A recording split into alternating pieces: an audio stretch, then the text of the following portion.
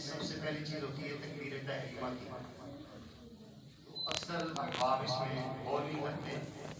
سنت طریقہ یہ ہے کہ جب ہم کھڑے ہوں نماز کے لیے ہمارا فیس، چہرہ، ہمارا سینہ، ہمارے ہاتھ، ہمارے پاؤں سب کا رخ قبلہ کی جانب ہونا چاہیے. پاؤں کا رخ بھی بالکل یوں سیدھا ہونا چاہیے، برابر انگلیاں کھلی ہونی چاہیے.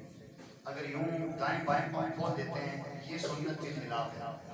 تو نماز اگر سنت کا آئینے میں لیں گے تو ہمارے لیے ایسے بالکل سیدھے پاؤں رکھنے چاہیے.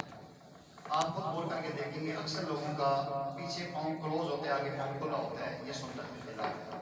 آئندہ کے لیے جب بھی ہم نماز کہیں بھی پڑھیں تو سب سے پہلے ہمارے ذہن میں یہ آئے کہ میں جو کھڑا ہوں قبلہ کی رخ میں تو میرے پاؤں کی انگلیوں کا رخ قبلہ کی جانب ہونا چاہیے. پھر ایسے ہی سینہ بھی قبلہ کی طرف ہو، چہرہ بھی قبلہ کی طرف ہو.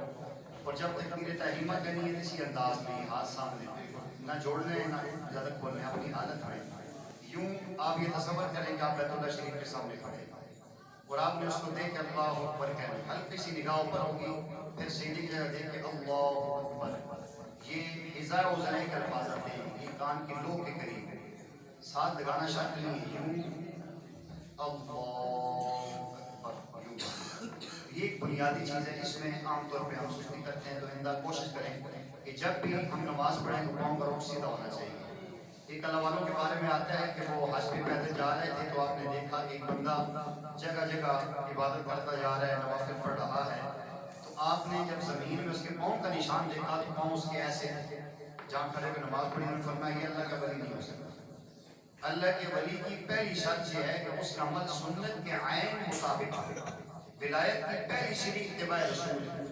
تو بندہ یہ کہے کہ سنت کے خلاف میں ولی اللہ بن جاتا ہوں تو یہ اس کی خام خیالی ہے. ایک بندہ ہمارے اندر بھی اصل میں وہ تھرمامیٹر نہیں ہے ولی کو پرکھنے کا.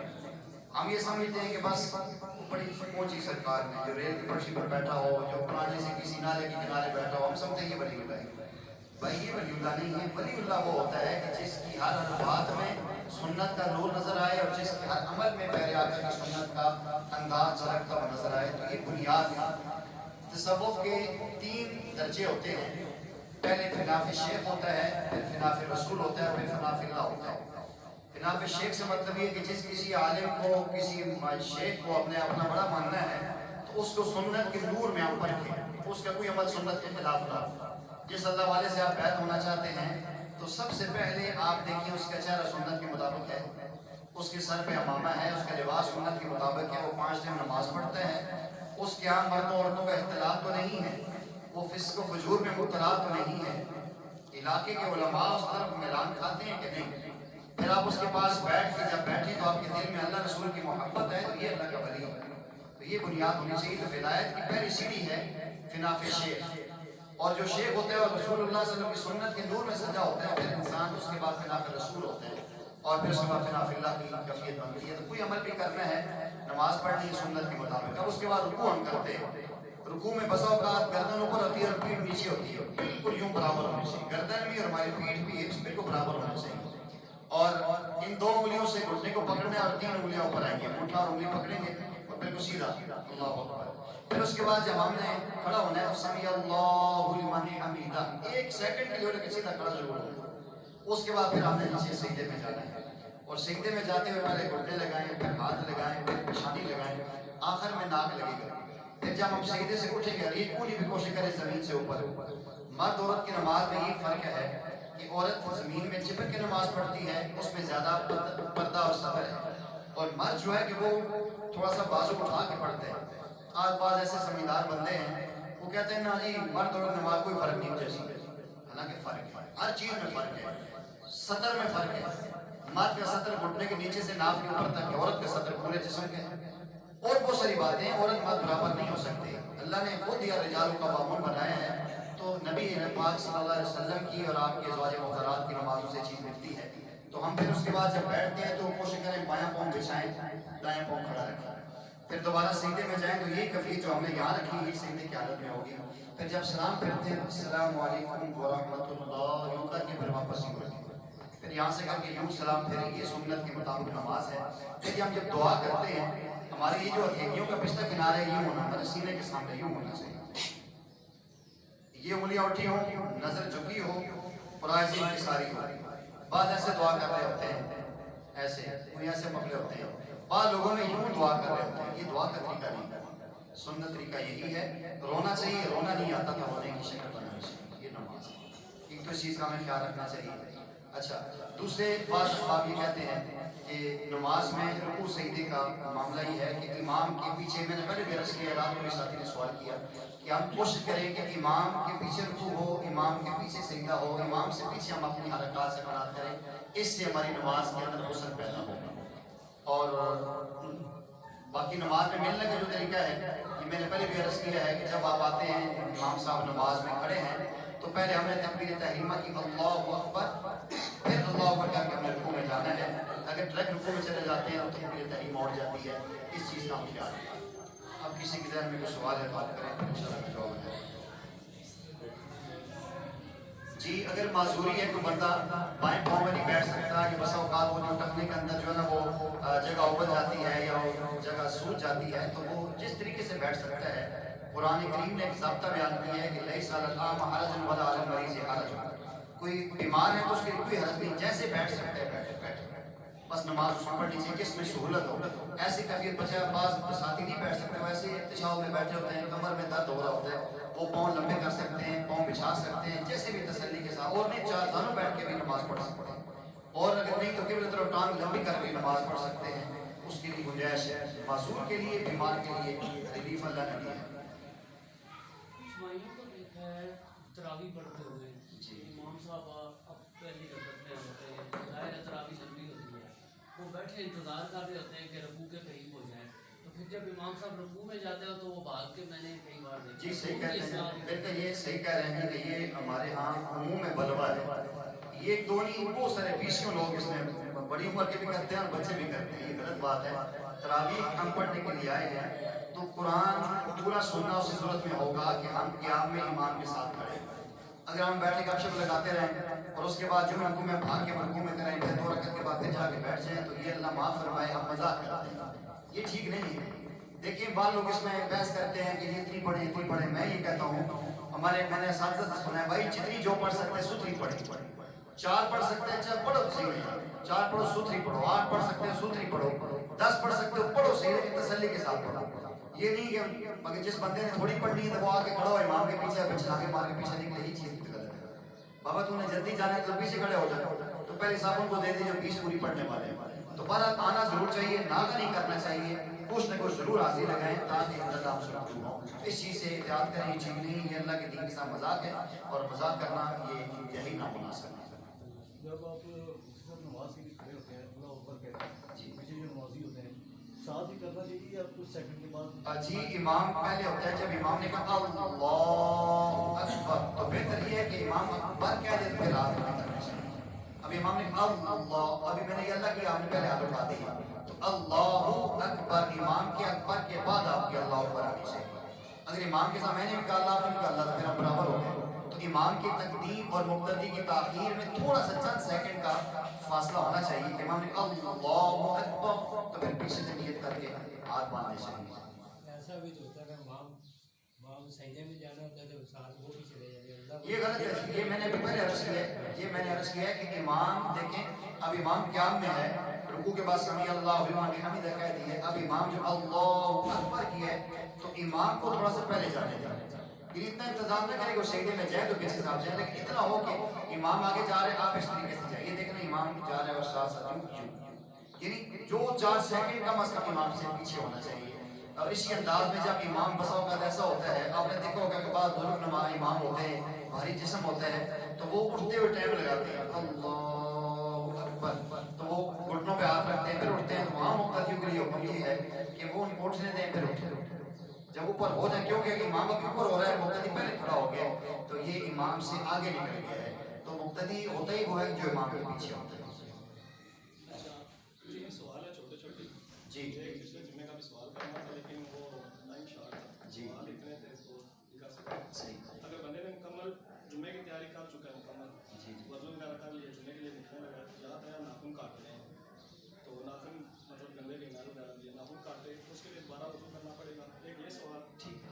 تو دوسرا یہ سوال ہے کہ عام نماز میں بندے نے وضو کیا اور وہ کپڑے اس نے چینج, کپڑے نے باہر کپڑے چینج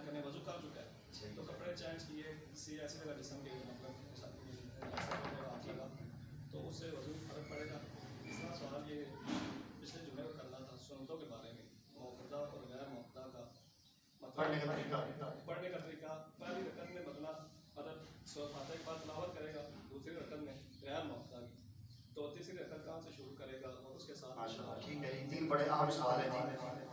सबसे पहला सवाल आपने ये किया है जुमे का। एक बंदे ने जुमे की तैयारी की है और उसके बाद नाखन नहीं काट सका, तो जो ही जुमे की तरफ जा रहा था देखा नाखन बड़े हुए।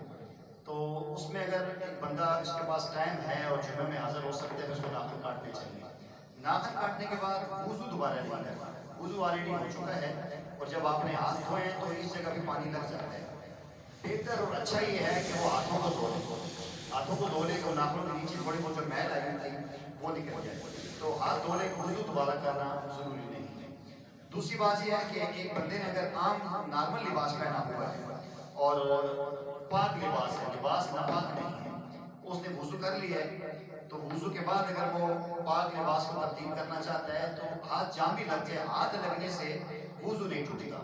अगर जिस्म के किसी ऐसे हिस्से से हाथ लगा है, उसके हाथ लगने से वहाँ से कोई मसी का खतरा निकल गया है या कोई पेशाब का खतरा निकल गया है या किसी कोई लज़्ज़त महसूस हुई है, उससे वुज़ू टूटता है। अगर कुछ भी नहीं हुआ तो हाथ लगने से कुछ भी नहीं होता।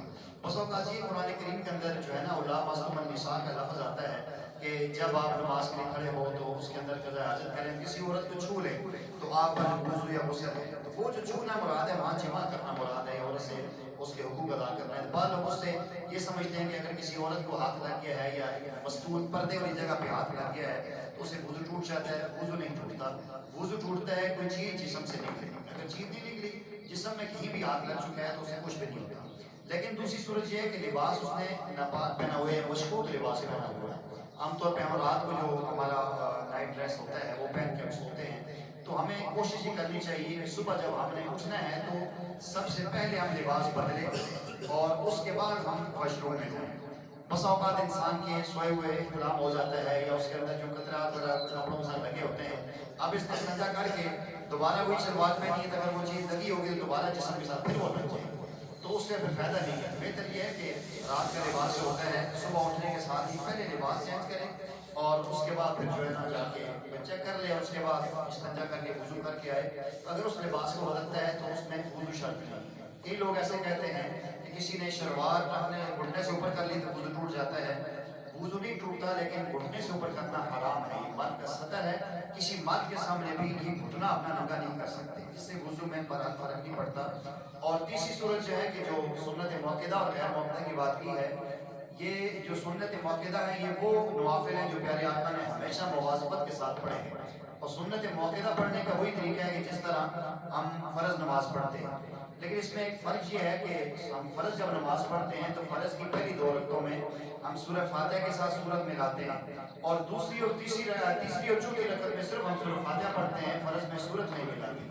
सुन्नत मुअक्कदा हो या गैर मुअक्कदा 4 हो तो उसमें यही है कि चारों रकत में सूरह फातिहा भी पढ़नी है और सूरत भी साथ मिलानी है। तो गैर मुअक्कदा और मुअक्कदा में फ़र्क सिर्फ पड़ता है 2 रकत के कायदे में और तीसरी रकत के आगाज़ में।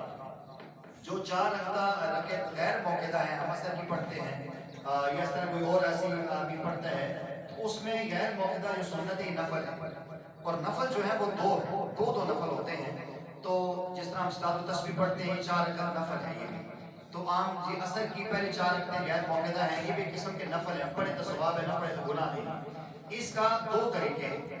अगर एक बंदा इसको सुन्नत मुअक्कदा की तरह पढ़ता है तो पढ़ सकता है कि दूसरी रकत में अब्दुहु व रसूलुहु के बाद खड़ा हो जाए और तीसरी रकत में बिस्मिल्लाह पढ़ के सूरह फातिहा से शुरू करे। और अफजल और बेहतर ये है कि जब सुन्नत गैर मुअक्कदा पढ़ रहा है तो दूसरी रकत में अब्दुहु व रसूलुहु तक न पढ़े, इसको एंड तक ले जाए, दूसरी भी पढ़ ले, रब्बना आतिना फिद दुनिया हसना व फिल आखिरति हसना व क़िना अज़ाबन नार, ये भी पढ़ ले। इसके बाद अब जब तीसरी रकत के लिए खड़ा हो तो सुब्हानकल्लाह से शुरू करे।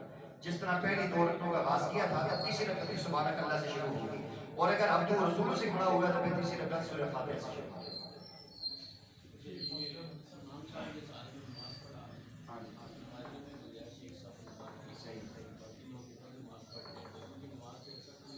बिल्कुल पढ़ता है जी। ये फुक़हा ने लिखा है कि जहाँ इमाम खड़ा है, इमाम के साथ जो लोग हैं पहले उस हाल का कंप्लीट होना जरूरी है। इमाम के साथ एक सब खाली है, लोग नीचे हाल में खड़े हैं या लोग ऊपर वाले हाल में खड़े हैं, तो वो इमाम के साथ सफ़े मुकम्मल नहीं है। इसको आप इस पॉइंट ऑफ व्यू से देखें कि इमाम के साथ اگلی صاحب میں گنجائش ہے، بندہ پیچھے کھڑا ہو جاتا ہے تو اس پیچھے کھڑے ہونے والے کی نماز نہیں ہوتی جب تک اگلا خلا پڑھنا ہوتا، اس کو چاہیے کہ اس کے اندر کھڑا ہو جائے، یا کوئی مسئلہ ہے تو اس کو پیچھے اکیلا بندہ ہے تو اس کو اکیلے نماز نہیں پڑھنی چاہیے، فقہ نے لکھا ہے انتظار کریں، کسی کے آنے کا انتظار ہو تو رک جائے، نہیں تو اگلے بندے کو ہلکا سا پیچھے گھسیٹ کے لے آئے اور وہ دونوں کھڑے ہو جائیں اور اگلے بندے آپس میں خلاف ہو کر کے ٹھیک ہو جائیں۔ تو امام کے ساتھ جو جگہ ہے اس کا پہلے پر ہونا ضروری ہے، اگر اس کے پر کرنے کے بغیر نیچے آدمی اوپر آ کر نماز پڑھتے ہیں تو لوگوں کی نماز شرعاً ٹھیک نہیں درست ہے۔ نماز لٹانی تو نہیں پڑے گی لیکن وہ سر سے تو بوجھ اتر گیا، سنت کے خلاف ہوگی، سنت نہیں کہیے کہ سب مکمل ہونی چاہیے۔ جی آپ کو کیا جیسے بھائی نے پہلے بتایا نا کہ تکبیر تحریمہ میں لوگ جلدی کر جاتے ہیں، انہوں نے پہلے امام سے پہلے اللہ اکبر کے ہاتھ باندھ دیے، ان کی نماز ہوئی یا نہیں؟ غلط ہے جی، امام سے پہلے نہیں کرنا چاہیے، امام سے پہلے کسی بھی رکن میں پہلے کریں گے تو یہ خلاف سنت ہے، ٹھیک نہیں ہے، لیکن جہاں تک نماز ہونے کا تعلق ہے کہ اگر وہ تکبیر تحریمہ کہہ کے کھڑے تھے، ایک تو غلطی کی ہے کہ سنت سے خلاف کی ہے، لیکن جب امام نے پیچھے تکبیر تحریمہ کہہ دی دونوں مل گئے ہیں، تقدیم و تاخیر ہوئی ہے لیکن نماز ان کی ہوگی۔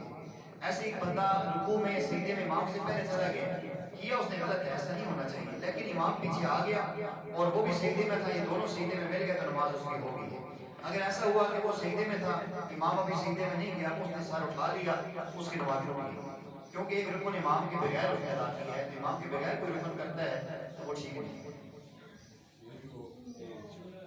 نماز تراویح کے اندر کئی دفعہ 20 آپ کی جگہ ہوتی ہے، سائڈوں پہ یہ کرتا مطلب 20 ہو جاتا ہے، پیچھے لوگ پڑھ رہے ہوتے ہیں، جب ہو جاتی ہے نماز بھی آگے نہیں۔ یہ غلط ہے جی، غلط، اصل میں یہی تو سب سے بڑا المیہ ہے کہ ہم تو بار بار سمجھاتے ہیں، لوگوں کی بات سمجھ نہیں آتی، یہ اصول ہے۔ دیکھیں آپ ماشاءاللہ کوئی بھی دیکھتے ہیں، کوئی دیوار بنا رہے ہیں، میں عام مثال دیتا ہوں، جب تک اگلی نیچے والے رتے میں پوری اینٹیں نہیں لگائیں گے تو اوپر جو لگاتے ہیں وہ بیوقوف نہیں کرتے ہیں۔ ہر چیز پہلے کمپلیٹ ہوتی ہے، وہ اسٹیپ بائی اسٹیپ آدمی چلتے ہیں، پہلی صاف دوسری صاف تیسری صاف برابر ہوگی تو ہوگی، جو جان بوجھ کے پیچھے کھڑا ہوتا ہے اس کو تو نماز ہوگی، جس بیچارے کو مسئلہ نہیں پتا اور پیچھے کھڑا ہو گیا اس کی گنجائش بن جائے گی، اور جو جان بوجھ کے مسئلہ آپ سن رہے ہیں پھر بھی عمل نہیں کرتا تو پھر وہ اللہ سے لڑائی کر رہے ہیں، سنت کے خلاف عمل کر رہے ہیں، ایسا نہیں کرنا چاہیے۔ جی یہ جو قصب کی نماز ہے، جیسے یہ جماعتیں بن جاتی ہے تبلیغ کی اور یہ پھر آؤٹ اسٹیشن جاتے ہیں، ان کا غالب مردوں سے یہ جو تبلیغ میں جاتے ہیں وہ مسائل بتاتے ہیں، ان کو پتہ ہوتا ہے، وہ قصر نماز پڑھتے ہیں، جامع سفر میں ہوتے ہیں تو وہ قصر پڑھتے ہیں اپنی، اگر وہاں جا کے کسی امام کے پیچھے نماز پڑھیں گے تو پھر نماز پوری پڑھتے ہیں، سنتوں کی چھوٹ ہوتی ہے۔ جی ملک صاحب دو سوال ہیں، ایک تو یہ کہ آپ اکثر یہ ہوتا ہے کہ اگر امام صاحب کھڑے ہیں اپنی جگہ سے پیچھے آ جاتے ہیں، ایک صاحب پیچھے ہوتے ہیں تو نیچے والی یہ بلڈنگ یا اوپر وہاں پہ عوام تو کھڑی ہے، کیا وہ اوپر سے ان سے آگے ہو سکتے ہیں یا وہ ان کو بھی ایک صاحب پیچھے ہونا پڑے گا، یا نیچے والے جگہ کو بھی ایک صاحب پیچھے؟ ٹھیک۔ دوسرا سوال یہ ہے کہ چھوٹے بچے اکثر ساتھ والدین سے سو جاتے ہیں 2-3 سال 4 سال تک، جی اگر ان کا وہ پیشاب وغیرہ نکل جائے تو اس سے کیا کپڑے ناپاک ہوتے ہیں یا نہانا پڑے گا یا کیا کرنا پڑے گا؟ جی پہلا مسئلہ یہ ہے کہ اگر امام نماز پڑھا کے پیچھے ہوئے ہیں پھر تو کوئی فرق نہیں ہوتا، آگے پیچھے ہو سکتے ہیں، کوئی بات نہیں، امام کی صف میں آدمی کھڑا ہو سکتا ہے، امام کی امامت کے دوران مقتدی کو آگے نہیں ہونا چاہیے، امامت کے بغیر آگے پیچھے ہو سکتے ہیں، لیکن یہ خلاف ادب ہے کہ امام کے مسئلے میں کوئی پیچھے سے آگے کھڑا ہو جائے، یہ ادب کے خلاف ہے۔ تو اگر امام صاحب نے سلام پھیر دیا اور پیچھے صف میں آ گیا تو اس سے کوئی فرق نہیں پڑتا۔ اوپر یا نیچے جس کا ہماری ایک جی جی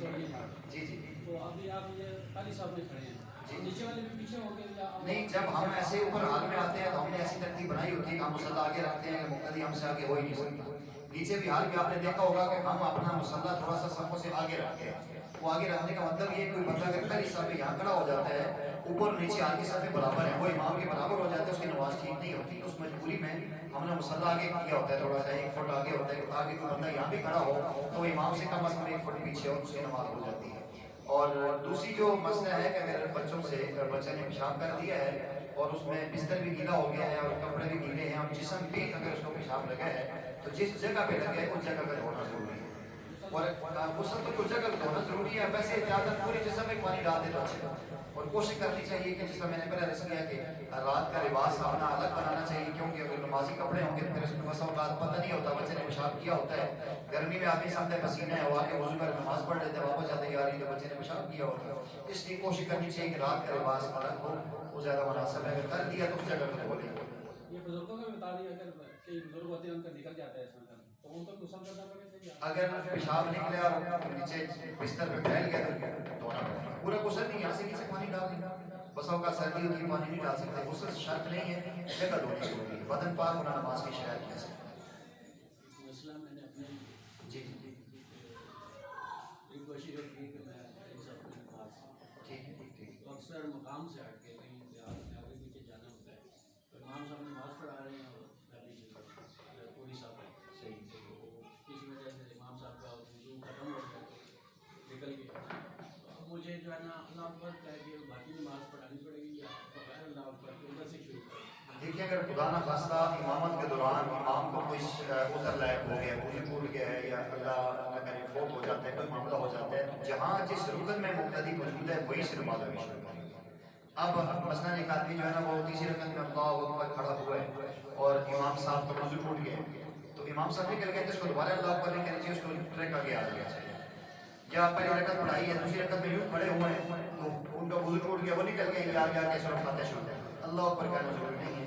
اگر وہ رکوع میں جاتے جاتے ان کا وضو ٹوٹ گیا ہے تو وہ نکل گیا, تو یہ تو رکوع کی تصریح ہے کہ اللہ اکبر کو آگے کھڑا ہو. جس رکن میں جہاں حادثہ ہوا ہے اسی رکن سے آگے اعراض کرنا ہے, نئے سرے سے اللہ اکبر یہ تکبیر نہیں کہنا.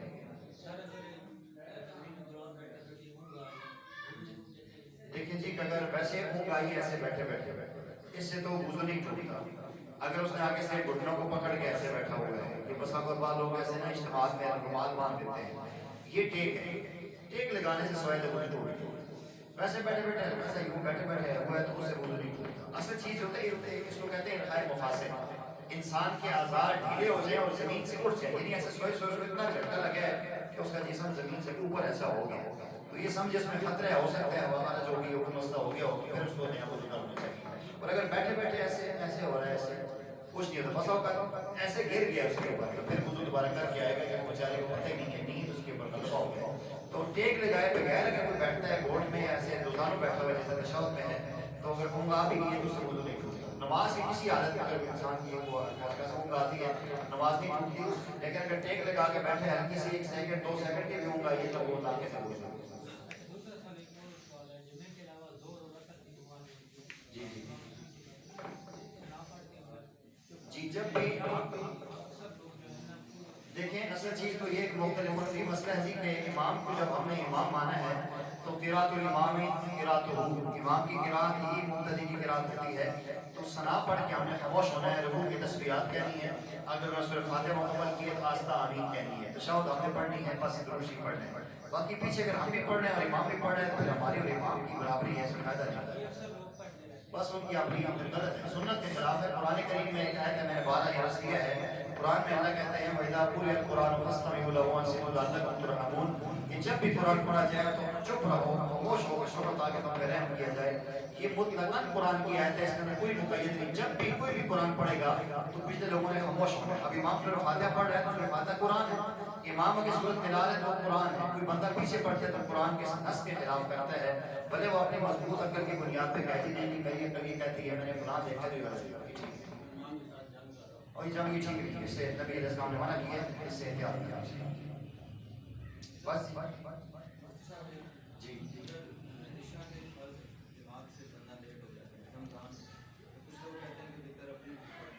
مجھے سمجھ نہیں, ذرا اونچا بولے. جی جی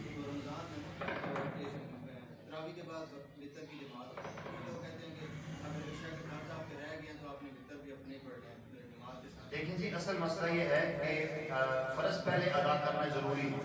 بہتر یہ ہے کہ امام کے ساتھ فرض پڑھے. ایک بندے نے تاخیر ہوگی کسی وجہ سے تو وہ فرض نہیں پڑھ سکتا, تو وہ پہلے فرض پڑھے گا. آپ نے فرض پڑھ کے پھر تراویح کی نماز میں شامل ہو. ایک بندہ اگر فرض کے بغیر تراویح میں شامل ہوتا ہے یہ غلط کرتا ہے, وہ ٹھیک نہیں. فرض اس کو اپنے پڑھنے ہیں, اس کے بعد اس نے 10 رکعتیں اس کی پوری ہوئی ہیں, 12 ہوئی ہیں, 16 ہوئی ہیں, جتنی بھی تراویح ہو گئی ہیں, بہتر تو یہ کہ اگر سنت پہ عمل کرتا ہے تو وہ وتر نہ پڑھے, انتظار کرے اپنی بعد میں 4 رکعتیں اور پڑھ کے تو پھر وتر پڑھ لے, تو یہ مکمل سنت میں چلنے والا ہے. لیکن اگر بندہ کہتا ہے یار بعد میں کتنے پڑھنے ہیں, وتر ہی چھوڑ دینے ہیں, تو بہتر ہے جتنی تراویح ہوئی اس کے بعد وتر میں شامل ہو جائے. بس ٹھیک ہے, اللہ تعالیٰ کو قبول فرمائے. سوال کچھ ہو رہا ہے میں سمجھ گیا ہوں، میں نے بتا دیا ہے کہ وہ فطر مسئلہ یہ ہے کہ اگر اس نے فرض کے بعد تراویح میں شامل ہو گیا، میں نے سمجھا دیا ہے تو جتنی تراویح اس نے پڑھ لی امام کے ساتھ، 18 پڑھی ہیں، 16 پڑھی ہیں، 12 پڑھی ہیں، تو افضل تو یہ ہے کہ وہ باقی تراویح اپنی مکمل کر کے فطر اپنے پڑھے، لیکن اگر خدا نخواستہ اس نے امام کے ساتھ ہی فطر پڑھ لے تو ہو گئے، اللہ کا تعلق ہے۔ جی صاحب یہ عشاء کی جو نماز اگر رہ جائے جی تو جو قضا ہو فرض پڑھنے یا وطر بھی پڑھنے پڑے؟ فطر پڑھنے، فطر ہمیشہ پڑھنے، جب بھی نماز قضا ہوئی ہو، 10 سال پرانی نماز بھی قضا ہے تو عشاء کے فرض اور فطر لازمی قضا کرنے ہیں اور باقی نمازوں کے خالی فرض ہیں۔ یہ جمعے کی جو اکثر نمازیں ہیں تو اکثر یہ لوگ سنتے رہ جاتی ہیں پہلی والی شام جماعت میں جماعت کے ساتھ، تو کیا وہ بعد میں قضا پڑھیں گے یا نارمل؟ دیکھیں جی کہ جمعے کی جو سنتیں ہیں یہ سنت موقع کا، اس میں علماء کی بحث ہے تھوڑی سی، تو جہاں اعلیٰ اختلاف اور روایات آ جائے وہاں انسان کی گنجائش بن جاتی ہے۔ یہ مسئلہ تو ویسے عمومی طور پہ بتانا ہے تو خلاف اولا ہے، لیکن عرض کر دیتا ہوں کہ بعض فقہا یہ کہتے ہیں کہ وہ جو سنت موقع ہمیشہ رہی ہے وہ نبی اسلام نے 4 سنتیں جو جمعے کے بعد والی فرضوں کے بعد یہ سنت موقع ہے۔ بعض حدیث میں آتا ہے کہ نبی اسلام نے صحابہ فرماتے ہیں، ہم نے ایک صحابی کہتے ہیں میں نے دیکھا پیارے آقا نے 4 پڑھی، دوسرے صحابی کہتے ہیں میں نے دیکھا کہ نبی اسلام نے 2 پڑھی، تو اس میں اختلاف روایات آ جاتی ہے، تو یہ 2 یا 4 اس میں ملا کے 6 رکھتے بنتے ہیں۔ عمومی تو مسئلہ یہ ہے کہ 10 کی 10 سنتیں موقع ہے، تو اگر نہیں پڑھے گا تو وہ گنہگار ہوگا، لیکن کوئی بندہ اس حدیث کو سامنے رکھتا ہے، ایک صحابی کہتے ہیں کہ میں نے دیکھا پیارے آقا نے 4 ہی پڑھی، تو وہ 4 پڑھ کے اگر چلا جاتا ہے تو اس پہ معاوضہ نہیں ہے۔ ایک بندے کے سامنے وہ حدیث کے استدلال ہے کہ نبی اسلام کو صحابی کہتے ہیں میں نے دیکھا کہ فرض کے بعد آپ نے 2 سنتیں پڑھی، آپ چلے گئے، تو وہ 2 پڑھ لیتے ہیں ہو جاتی ہے، لیکن جو اگلی بات آپ فرماتے ہیں کہ سنتوں کی قضا نہیں ہوتی، اگر رہ گئی تو اللہ تعالیٰ سے معافی مانگے گا، اللہ کی سنت کے خلاف عمل ہوئے اللہ تعالیٰ۔ جی پچھلی نمازوں کا اچھا سوال کیا ہے، جب اللہ تعالیٰ نے کسی انسان کو ہدایت دی ہے اور سیدھے راستے پہ صراط مستقیم پہ چلنے کی توفیق دی ہے، وہ بیٹھ کے تھوڑی سی تخاری کرے، غور کرے کہ میں جب نماز مجھ پر لازم ہوئی تھی 7-8 سال کی عمر میں، 10 سال کی عمر میں، اس کے بعد میں نے کتنی نمازیں پڑھی، غور کرتا ہے کہ یار میری اب 20 سال عمر ہو گئی ہے، تو کوئی جتنی میں نے نمازیں پڑھی ہیں ساری بھی ملاؤں تو 2 سال کی نمازیں بنتی ہیں، باقی 8 سال کی نمازیں میری قضا ہیں، یہ 10 سال کی قضا ہے، تو وہ ایسا کرے۔ سب سے بہترین طریقہ یہ ہے کہ جس دن سے اس نے آغاز کرنا ہے، مثلاً 1 جنوری سے کرتا ہے، 1 دسمبر سے کرتا ہے، تو ایک ڈیٹ لکھ دے اور اس ڈیٹ سے 1 جنوری سے مثلاً 2030 سے شروع کر دی، ہر نماز سے پہلے ایک نماز پڑھ دی۔ ایک طریقہ یہ ہے فجر سے پہلے فجر کی پڑھ لے، ظہر سے پہلے ظہر کی پڑھ لے، عصر سے پہلے عصر کی پڑھ لے، مغرب کے بعد مغرب کی پڑھ لے، عشاء کے بعد وتر اور 4 فرض پڑھ لے۔ یہ اس کی زندگی کی پہلے جو رکعت نماز کی پہلے دن کی ادا ہوگی، یوں کرتے کرتے جب وہ 1 فروری پہ آئے گا تو اس کے ذمہ 1 ماہ کی نمازیں ادا ہو جائیں گی۔ یوں پڑھتے رہے اللہ تعالیٰ توفیق دے، اگر 10 سال تک پابندی کرے گا تو جو 10 سال کی اس کی نمازیں تھیں وہ ساری ادا ہو جائیں گی، اور خدا نہ خاصہ اسی دوران اگر اس کی رحلت ہوگی، فوت ہو گیا، 1 سال نماز پڑھی تھی، 6 مہینے نماز پڑھی لیکن ریگولر پڑھی تھی، تو اللہ تعالیٰ سے امید ہے کہ اللہ تعالیٰ اگلی نمازیں بھی معاف کرے۔ تو دوسرا طریقہ یہ ہے کہ ایک دن میں عشاء کے بعد اکٹھی ایک دن کی 5 نمازیں پڑھ لے، وہ مشکل ہو جاتی ہے، تو ڈیٹ لے کے شروع کرے اور ہر نیت یہ کرے کہ میری زندگی کی پہلی جو فجر قضا ہوئی اس کی نیت کرے، میری زندگی کی پہلی جو ظہر ہوئی تو جب پہلی ادا کر لی تو اگلی پہلی بن گئی، تو یوں اس ترتیب سے سب سے بہتر طریقہ یہ ہے کہ نماز سے پہلے کر لے تو زیادہ اچھا اور مناسب ہے، اور یہ ضروری ہے کہ نمازیں معاف نہیں ہوں گی، اللہ تعالیٰ نے پوچھا ہے۔ چھوٹی سی بات ہے کہ بندے نے وضو کر لیا، تیاری کر لی ہے، ٹھیک ہے، بعد میں کپڑے چینج، ویسے ہی کپڑے صحیح ہے میرے، دوسرے چینج کر لیے، تو وہ اتارے کپڑے اس سے کچھ نہیں، میں بتا دی، اس سے کوئی فرق نہیں پڑتا، کپڑے بدلنے سے نہیں ہوتا، باقی انشاءاللہ نیکسٹ جو میں